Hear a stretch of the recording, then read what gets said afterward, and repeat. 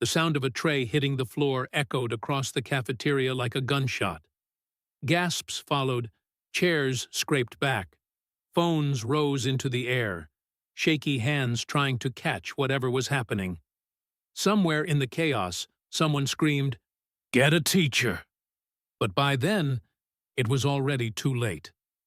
In the center of the room, Cooper Riggins, Ridgeview Academy's golden boy, lay crumpled near the vending machines, clutching his wrist and crying. Not groaning, crying. Red-faced, trembling, eyes wet. And just a few steps away, Ariyah stood completely still. Calm, silent, not even breathing heavy. Her fists weren't clenched. Her face wasn't angry. Her entire body was steady, as if this wasn't chaos, but something she'd already seen before. That silence was louder than the scream. A teacher rushed in from the hallway, her heels clacking like gunfire against the tile. Behind her, Coach Milton pushed through the crowd of students, yelling for everyone to move back. Security came next. Two men in black Ridgeview polos who looked more confused than ready. "Everybody back up!" one of them shouted. The students didn't budge. Their phones were still up. They weren't watching to help. They were watching for proof. Watching to see what a black girl had done to their beloved quarterback. "Ariyah," the teacher said, her voice sharp, controlled. "What happened here?" Ariyah didn't look away from Cooper. "He grabbed me," she said simply. "I didn't," Cooper wailed from the floor. "She attacked me. I didn't even touch her." Ariyah blinked slowly, then glanced around the room at the dozens of phone cameras pointed her way. "Check the footage." Coach Milton leaned over to help Cooper up, but the boy winced and pulled back.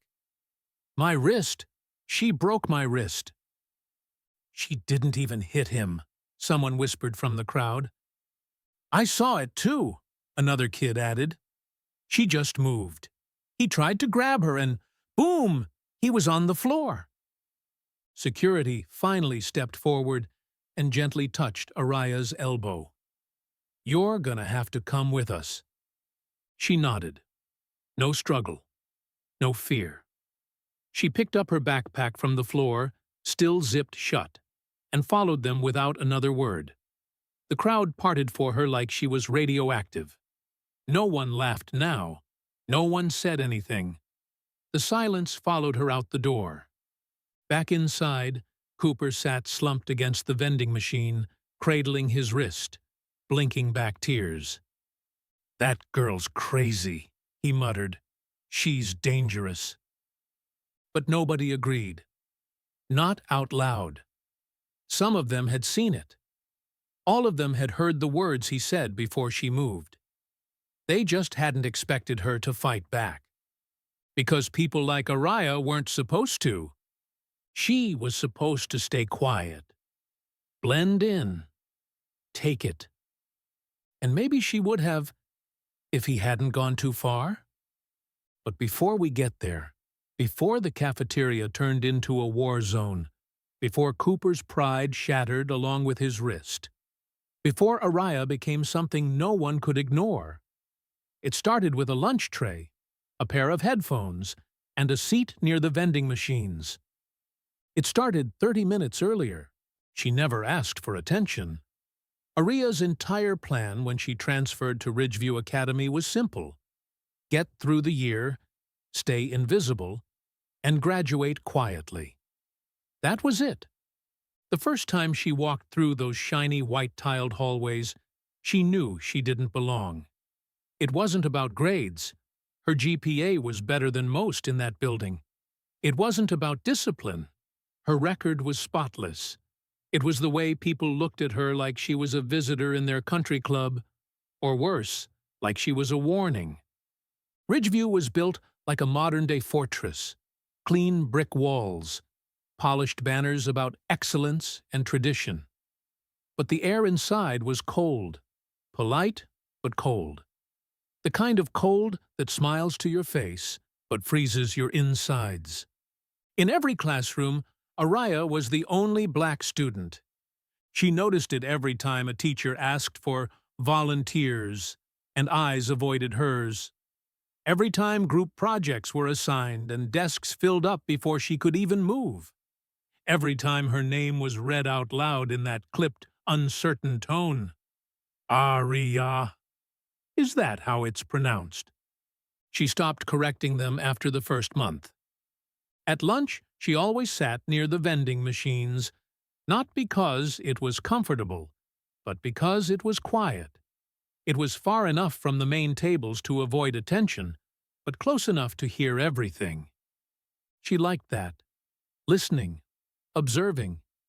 Some girls wore the same exact expensive sneakers every week, changing only the laces. Others shared skincare routines like they were national secrets. The boys, especially the football boys, talked loud enough for the whole cafeteria to hear, bragging about who they benched, what they drank, which freshmen they humiliated during tryouts. And then there was Cooper. He had a voice like a commercial, and a walk like the world owed him something. Blonde, broad-shouldered, always laughing too hard at his own jokes. People didn't just tolerate him, they followed him. Even the teachers looked the other way when he was late or loud or outright rude. Cooper's name was painted on a banner above the cafeteria stage. Homecoming royalty. Ariyah had seen the type before, not just in school, in stores, on buses, on sidewalks, the kind that thinks silence is permission, that believes power is a family inheritance, the kind who had never been told no and hated the idea of hearing it. Still, she wasn't scared of him. She wasn't scared of any of them. She just didn't want the spotlight. That day, she'd packed a basic lunch: peanut butter sandwich, apple slices, and a small bag of pretzels. She always packed her own food, never trusted the cafeteria options. Her headphones were in. She was halfway through her favorite playlist. Her math textbook was open, pages filled with notes. It should have been an ordinary Wednesday, but something felt off. When she walked in, the room went quieter than usual. Not silent, but dimmer, subtle, like a storm was forming just beneath the surface. She caught the glances, quick ones, whispers behind soda cups. Then Cooper stood up, slowly, like it was just another joke he was about to tell. But he wasn't looking at his friends. He was looking at her. She looked back. No fear, no flinch. And maybe that was the moment everything shifted. Because Cooper wasn't used to being looked at like that, like he didn't matter. And Ariyah? She'd spent her whole life being told to lower her eyes. But that day, she didn't. That day, she kept looking. It started with a single step. Cooper didn't walk across the cafeteria. He strutted, like he was heading into a spotlight. Like the room belonged to him, and he was about to give them a show. Some students noticed immediately. The ones at his table straightened in their seats, eyes darting toward Ariyah's corner. Others turned slowly, sensing something was about to happen, something they didn't want to miss. Ariyah didn't move. She saw him approaching in her peripheral vision, saw the way he laughed a little louder as he got closer, saw the smug grin he wore like a badge. He stopped at her table. "Didn't realize this was the free lunch zone," he said, loud enough for half the room to hear. A few snickers, one quiet, "Yo, chill," from the back. Ariyah didn't answer. She picked up her pretzels and kept chewing. "You hear me?" he said, leaning in. "This table's not for charity cases, especially not the out-of-district kind." She calmly reached into her bag and pulled out her water bottle. "You lost or something?" Cooper asked. "Because where you're sitting, that's not where people like you sit." Her eyes met his. "I like this spot," she said.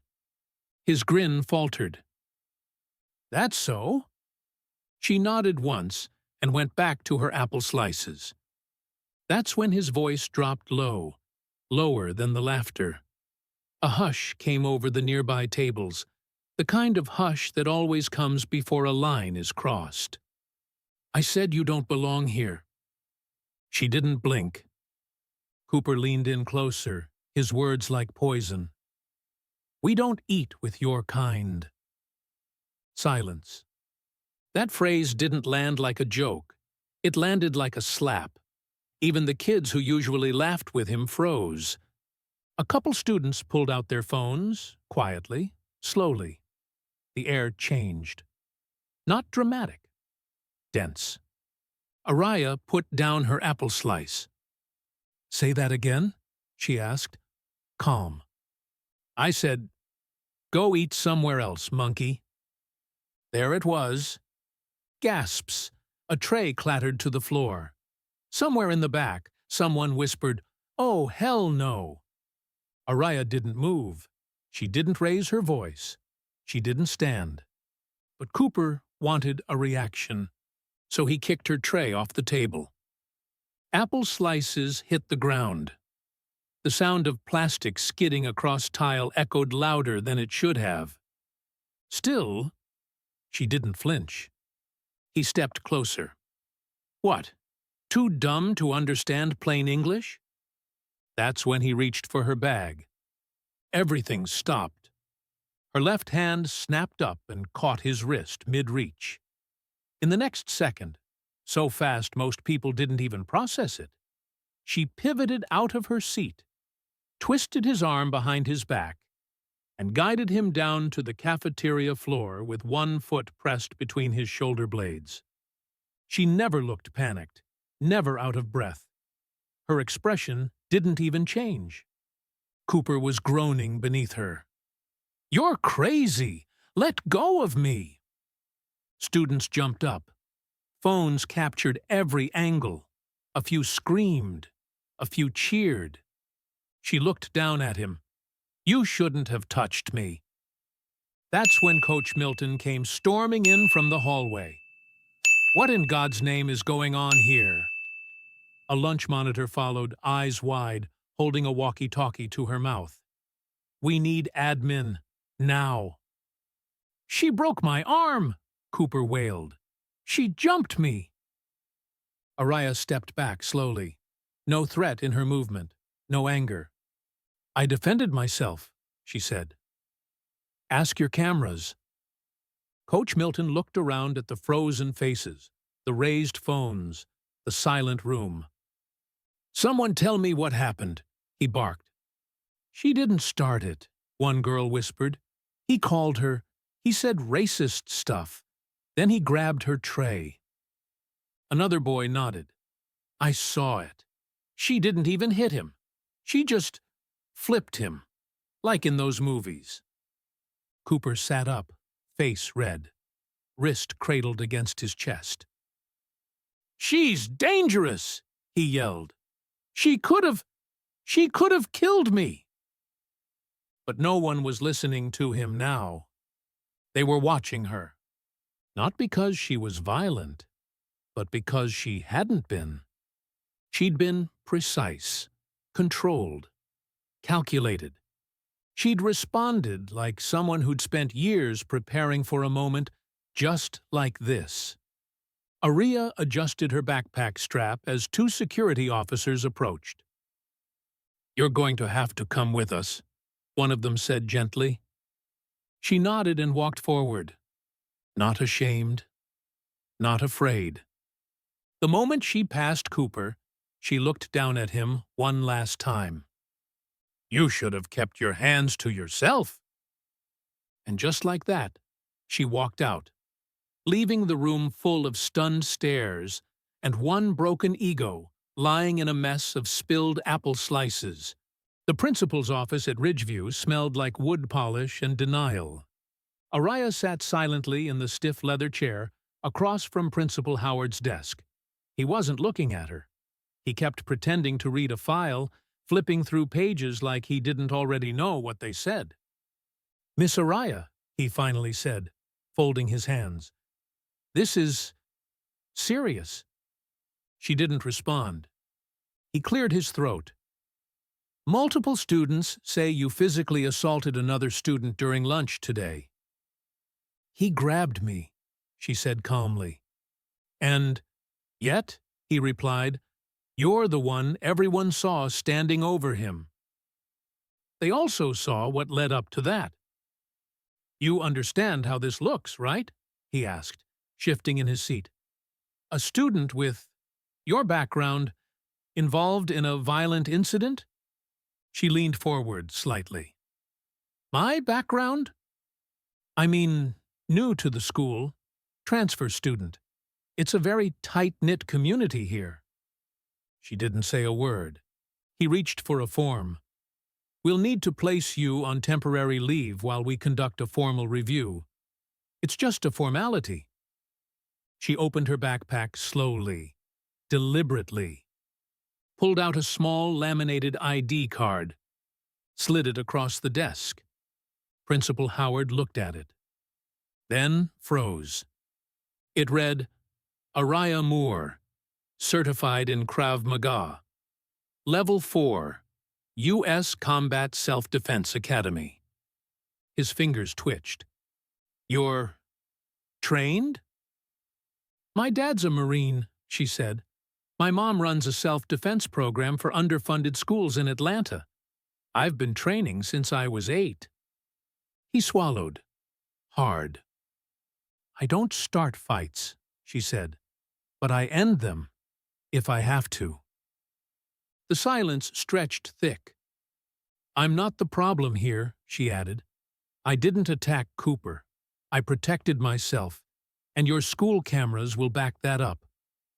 Principal Howard's face turned pale. "We'll review everything, of course.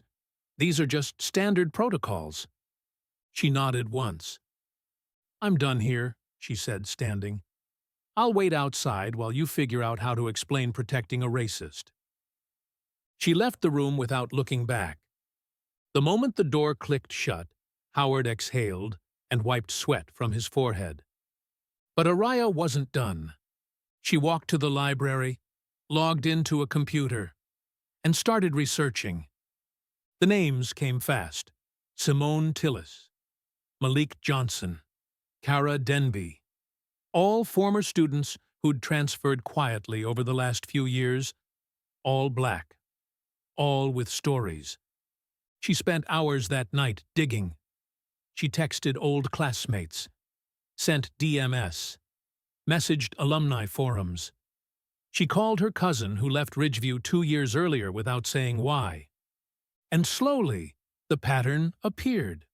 Bullying, isolation, microaggressions, outright racism. No one had ever talked about it publicly. No one had dared. But Ariyah wasn't most people. She created a spreadsheet, columns for names, dates, incidents, who they reported it to, and what the outcome was. Most outcomes? Nothing. One entry read, "Simone called cotton picker in gym. Coach told her to ignore it." Another, "Malek kicked off football team for being too aggressive." By morning, she had 16 names. She printed the file, bound it in a slim folder, and carried it back to the principal's office. Howard looked up in surprise when she walked in. "I thought you were on leave." She placed the folder on his desk. He didn't touch it. "What is this?" "Receipts," she said. He finally opened it. As he flipped through the pages, his hands slowed, then stopped. "You knew," she said, her voice low. "You didn't stop it. You covered it. Maybe not directly, but you let it happen. You let people like Cooper think this was their school, and no one else's." He shook his head weakly. "These are unverified, old complaints. Some of these were never reported." "Because no one ever believed them," she said. "So I did." He looked up at her. But she wasn't pleading. She wasn't crying. She was just done. "I'm not asking you to fix this," she said. "I'm warning you. If I don't see change, the world will." And with that, she walked out. What Principal Howard didn't know was that 3 parents had already called the district office. 2 teachers had quietly submitted their own written complaints about past incidents. And the video from the cafeteria? It was already viral. Over 100K views overnight, with captions like, "She folded him like laundry," "Don't mess with Ariyah." Finally, someone fights back. A storm was coming, and Ariyah had just lit the match. The next morning, Ridgeview Academy didn't feel the same. The parking lot was quieter, students moved slower, teachers whispered in doorways, and every phone screen buzzed with the same video. Ariyah, Cooper, the cafeteria takedown. By lunch, the story had made it to local news. The headline on KTXB9 read, "Student defends herself against alleged racial harassment. Video goes viral." The school district released a vague statement about ongoing investigation and zero tolerance for violence. But the comment section told another story. Hundreds of messages poured in, most of them supporting Ariyah. At school, Principal Howard was drowning in damage control. He met with the vice principal, then legal counsel, then a representative from the school board. Everyone wanted to know the same thing. What else was buried? Then came the email. An anonymous teacher, someone new, someone who hadn't yet been conditioned to look away, sent a message to every staff member and copied the board. Attached to it was a file labeled "Transfer Justifications Confidential." Inside, notes written by past staff members. Language that made your skin crawl. Uncooperative in class. Displays urban behavior. Poor culture fit. Every note was about a black student, and those same names were on Ariyah's list. Howard stared at the screen like it might explode. He called a closed-door emergency meeting with key staff and board members. No press, no parents. The meeting lasted over 3 hours. Outside the office, rumors spread faster than the truth. Some students said Ariyah was being expelled. Others whispered Cooper was suing. A few claimed FBI agents were going to visit the school. None of it was true, yet, but all of it felt possible.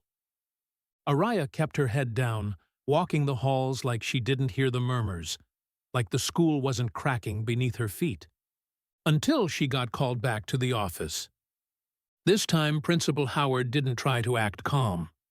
His voice was thinner. His smile was gone. "We're working through this," he said. She waited. "We're bringing in an external equity consultant to review policies and—" She tilted her head slightly. "What are you actually changing?" He paused. "We're reviewing the footage. We've suspended Cooper. We're meeting with staff. And we'll be launching mandatory sensitivity training for all faculty." "And the file?" she asked. He blinked. "What file?" "The one from the teacher's lounge. The one with racial justification notes."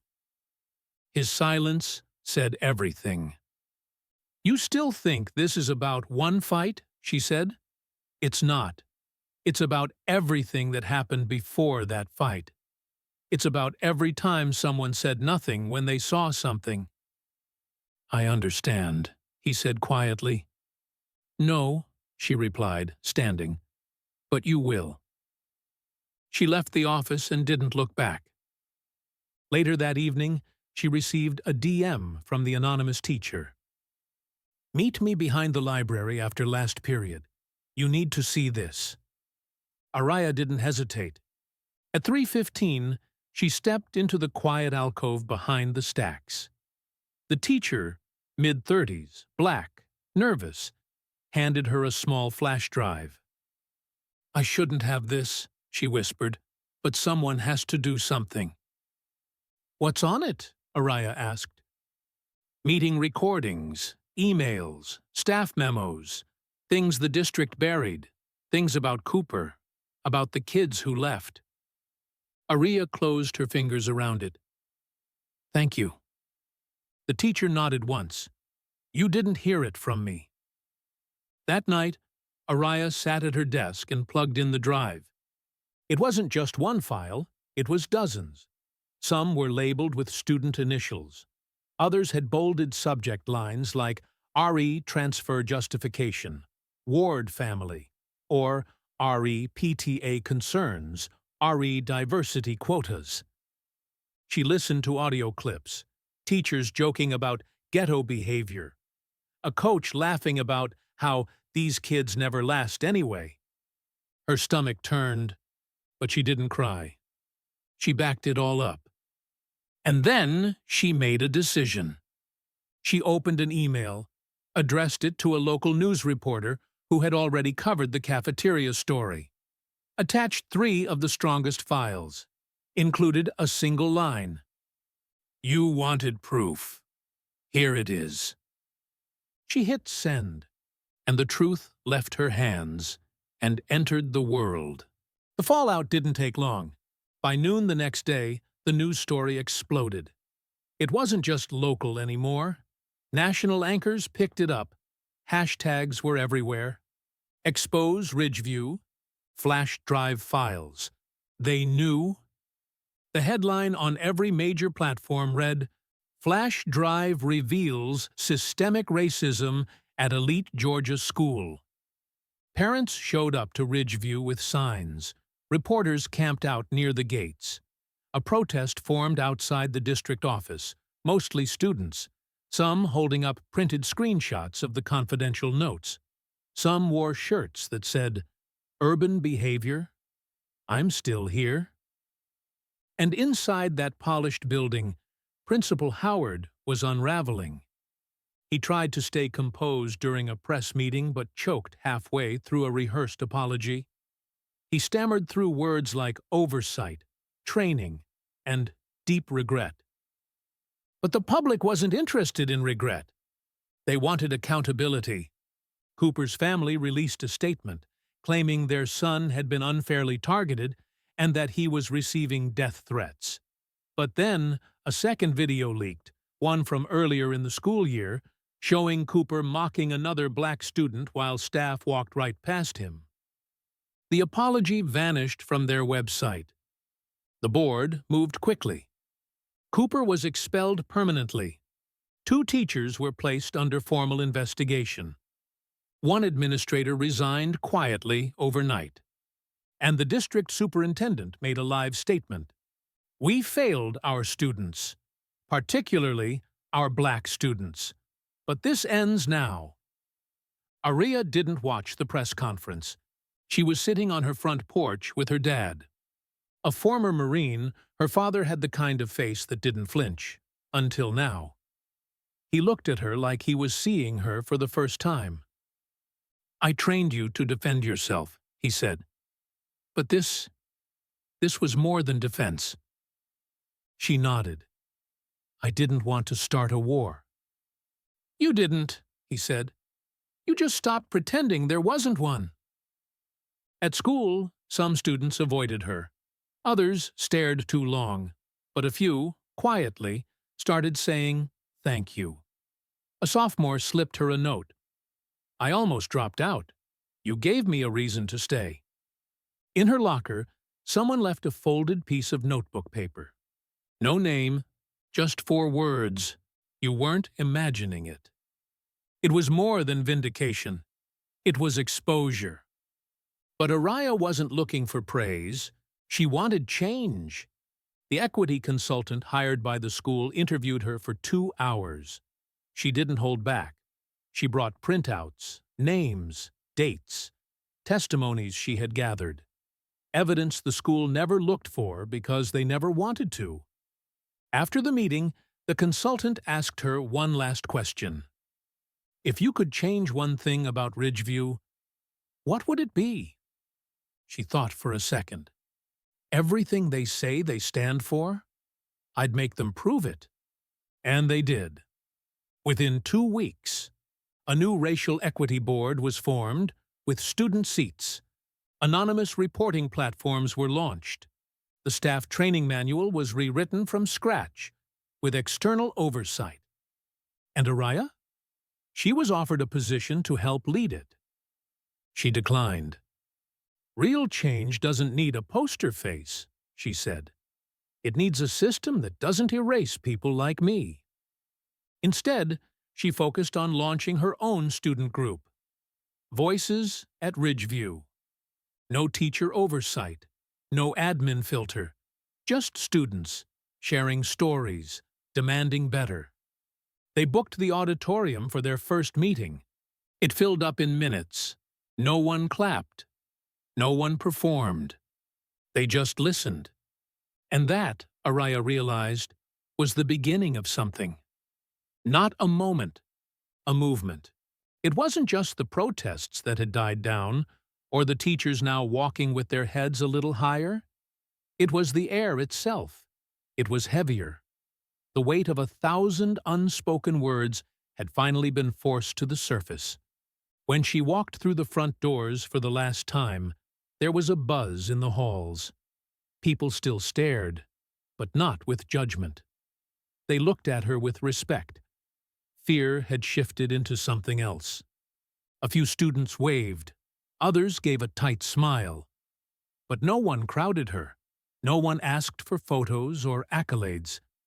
They'd learned, finally, that Ariyah wasn't here for that. She wasn't a hero. She was just tired of pretending everything was okay. Before leaving, she sat in the same corner of the cafeteria. Not by the vending machines this time, but in the very seat where she'd taken a stand. There were a few others sitting nearby. Some black students, some white, a few Latinos, one Asian girl. They looked around, unsure. Ariyah knew what they were thinking. This isn't what we thought it would be. But she didn't need their admiration. She just needed them to understand that there was no us versus them. That's not how change worked. It wasn't about a fight in a cafeteria. It wasn't about slapping the bully in front of everyone. It was about getting tired of being pushed around and saying, enough. When she first walked through those doors months ago, all she wanted was to be left alone, to sit in peace. But now, leaving, she realized she had done more than survive. She had made them look at her, look at all of them. A few weeks after her transfer, she got a call from the school's new Student Equity Board. They'd sent a representative to her house, wanting her to come back and join them officially. They needed her insight, her voice, to keep the momentum going. She politely declined. I'm good, she told them. I'm not the face of change. I'm just a student who won't shut up about what's wrong. The call ended with a thank you, and with that, Ridgeview moved on. But Ariyah? She moved even further. A month later, a small article appeared in the local newspaper, hidden between school sports updates and community events. It read, Ridgeview Academy implements anti-racism curriculum after student activism shakes up school culture. It wasn't a headline, it wasn't a spotlight, it was just a note of progress. Back home, Ariyah sat on her porch steps again, just like she did after the incident. But this time, her mom sat beside her, quietly watching the sun sink low over the horizon. You okay, baby? Her mom asked. Ariyah nodded slowly. I didn't want it to go this far. Her mom didn't say anything at first. She just gazed out at the sunset, reflecting. Sometimes life picks the moment, her mom said quietly, but you get to choose what you do in it. Ariyah looked over at her mom, her eyes soft. I didn't pick this fight, but I'm not backing down now. Her mom smiled faintly. I know. You never will. It wasn't about winning. It wasn't about getting the last word or making sure everyone knew her name. Ariyah had learned that much. It was about making them realize that, no matter how invisible they tried to make you, you always had the power to stand up and be seen. Ariyah stood up, brushed her jeans off, and looked back at the house. I'll be all right. I'm not done. But I'm not waiting for anyone else to fix it either. And with that, she walked inside. They would never look at her the same again. But that was the way it was meant to be. She didn't need their approval. She needed change. And she'd just started.